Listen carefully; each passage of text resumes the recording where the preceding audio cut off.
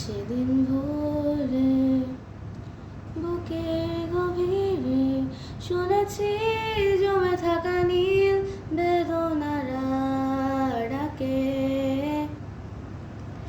এই শহরে ইটের পাহাড়ে ছিল না কেউ যে তার প্রেরণায়। যন্ত্রে বাঁধা মন ছিল ক্লান্ত অসহায়, অর্থেকে স্বীয় বন্দুকের ছায়ায়। যন্ত্রে বাঁধা মন ছিল ক্লান্ত অসহায়, অর্থেকে